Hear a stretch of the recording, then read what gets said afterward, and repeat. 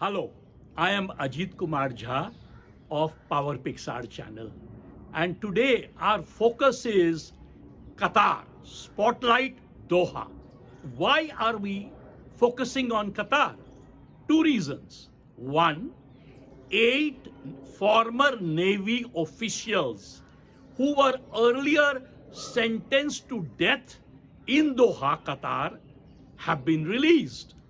And number two, Prime Minister Narendra Modi will tomorrow go to Doha, Qatar for the second time. In the last 10 years, he first time went in 2016, and now he's going tomorrow, right after his visit today in UAE, Abu Dhabi, where he's going to inaugurate a temple. Now, let's look at the reason what happened with these 8 former Indian Navy officials. They were working for a Qatari company called Dahra Global, which basically used to work for Qatar's various reasons, including some link with some Italian submarines.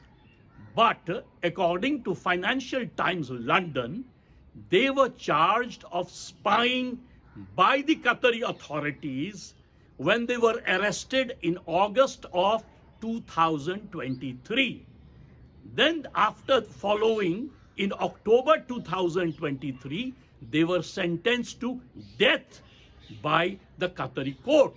Now that came as a shocker to all of us for several reasons. One very important reason is that Qatar and India has had the best of relations, both in diplomacy, in trade, in several other aspects of life. So let's talk about who these 8 officials were, or are actually. 7 of the 8 officials have returned to Delhi already, by the way. And they are, 8 of them are Captain Navtej Singh Gill, Captain Birendra Kumar Burma, Captain Saurav Vashisht, Commander Amit Nagpal, Commander Purnendu Tiwari, Commander Shugunakar Pakala, Commander Sanjeev Gupta, and Sailor Ragesh. And Commander Tiwari is to return subsequently.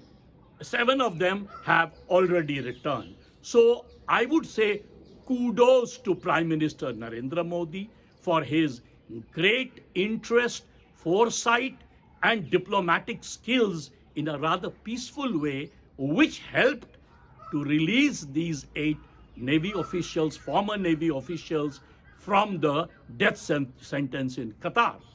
And tomorrow, as I pointed out, Prime Minister Modi is going to meet with Sheikh Tamim bin Hamad Al Thani, who is the present ruler of Qatar. Now, there were several Indian officials working behind the scenes, and the famous names to be taken are of at least 3 of them. National Security Advisor Ajit Doval. He has been a very big help in all these diplomatic talks, which is behind the scenes. Number 2, Binay Quatra, who of course is our Foreign Secretary, Vinay Mohan Quatra. And then of course, Jai Shankar ji, External Affairs Minister, and the Indian ambassador sitting in Doha, and various officials of the External Affairs Ministry who have been going on carrying relentlessly behind the scene talks. But all of this was guided by Prime Minister Narendra Modi. And in terms of silent diplomacy, this will be one of the biggest achievements of India's foreign policy. Now, let's for a moment talk why the visit by Prime Minister Narendra Modi and his talks with Sheikh Hamad bin Thani, as I said, Sheikh Tamim bin Hamad Al Thani, is of lasting consequence. Why is it very important? I was editor of Qatar Tribune in the year 2006. I started Qatar Tribune, an English newspaper owned by the Al Watan Group of Ali bin Ali in Doha, Qatar, and I stayed there for almost a decade. Let me tell you why Qatar, which is a very tiny republic in the Arabian Sea, by the way, the Qataris call it Arabian Sea. Normally, the world calls it Persian Gulf. They call it Arabian Gulf. Why? Because Qatar is an Arabic country. So the question is, it's a tiny republic. In fact, the Qatari population of that country is barely about 5 lakhs. But interestingly, 8 lakh Indian workers work in Qatar. And when I was there, the numbers were higher because I was there before the COVID pandemic. The numbers were as high as 10 to 12 lakhs. Now, this is a very, very old relationship between the two countries. Why is Qatar so important for India?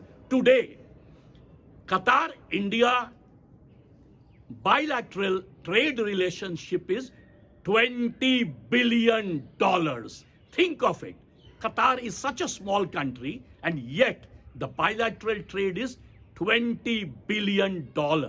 In fact, just recently, in the so-called Energy Week, Qatar-India signed an important deal for enormous amount of LNG to be supplied, LNG, liquefied natural gas, which is as important, in fact, some would argue even more important than petroleum. And Qatar is one of the largest suppliers of LNG to the entire world. But remember, the two most important customers of Qatari LNG, number 1, China, number 2, India, number 3, Japan, number 4, South Korea. So therefore, India-Qatar relations is of prime importance. In fact, when I was there, during that period, Prime Minister Manmohan Singh had visited Doha, and I was the only journalist from entire of Qatar to interview Prime Minister Manmohan Singh for both my newspaper, Qatar Tribune, as well as Al Watan. Now, let me go a little bit into the background. Why Qatar? Most people know Qatar mainly for 2 reasons or 3 reasons. They know Qatar because Qatar had the World Cup football in 2022. And the football fans all over the world were delighted because Qatar was one country which had beaten in the bidding for World Cup 22 football. They had beaten US, Japan, and Australia. Think of it, such a tiny country of 5 lakh people. Altogether, if you add all the expatriates there, Qatar won't have more than 20 lakhs people. And that country in the bidding for World Cup football had beaten America, Australia, and Japan. Qatar is an economic power muscle, largely due to LNG.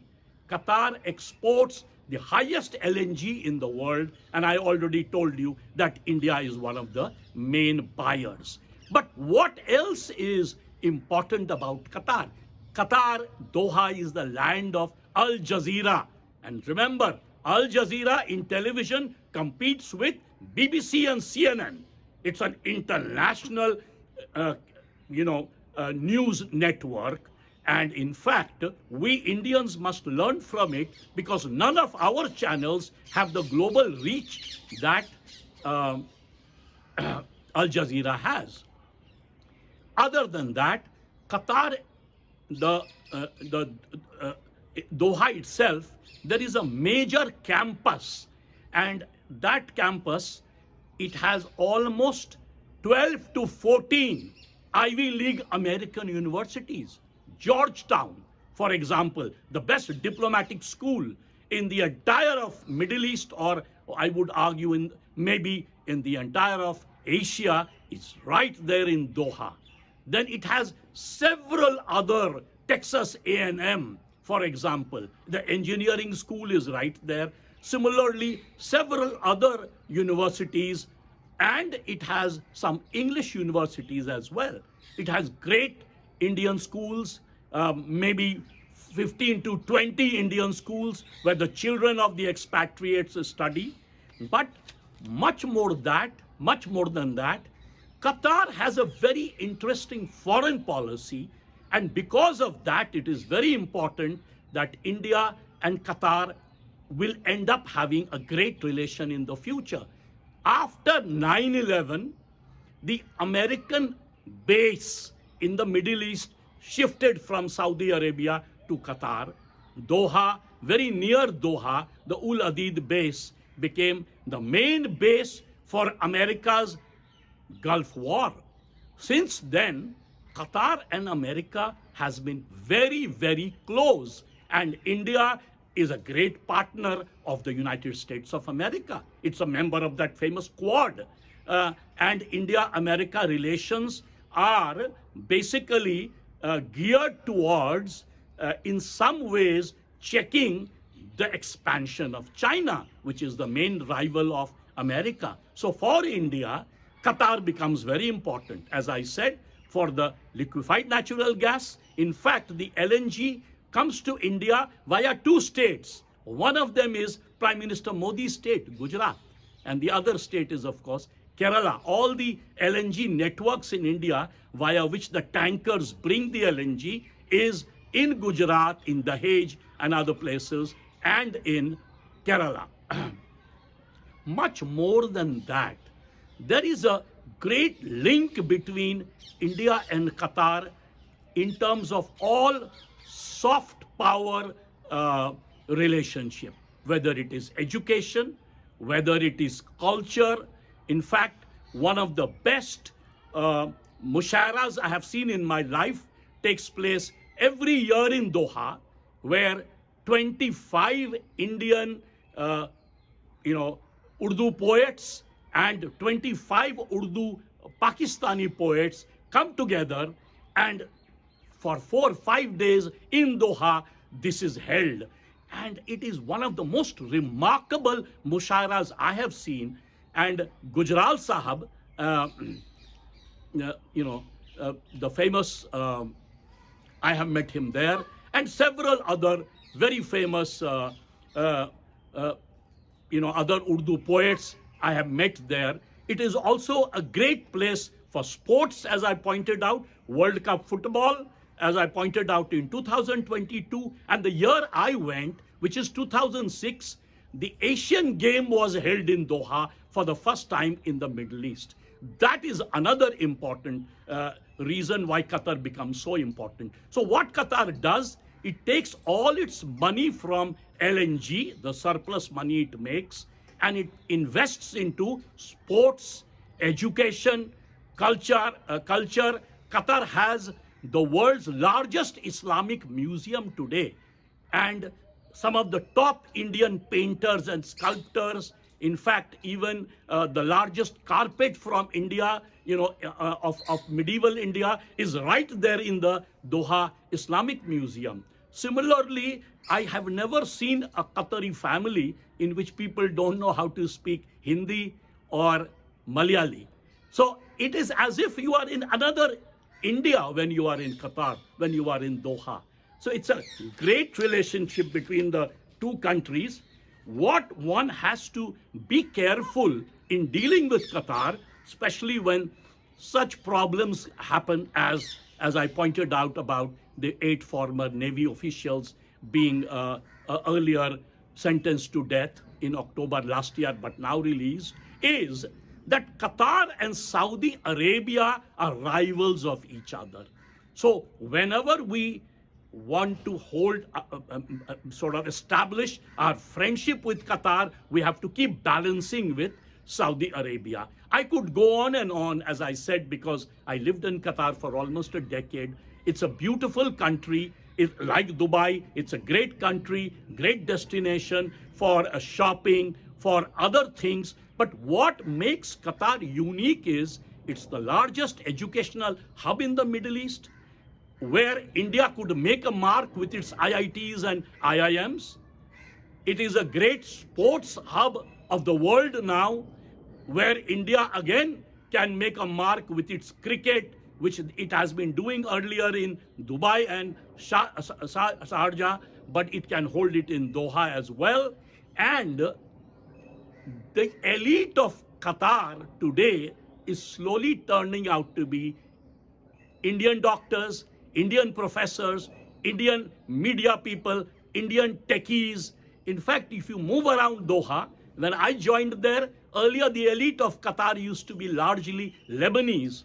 Today, the elite of Qatar happens to be India. So I think Prime Minister Modi and Sheikh Tamim bin Hamad Al Thani, when they sit together, they must chalk out a great future between the two countries. Thank you very much.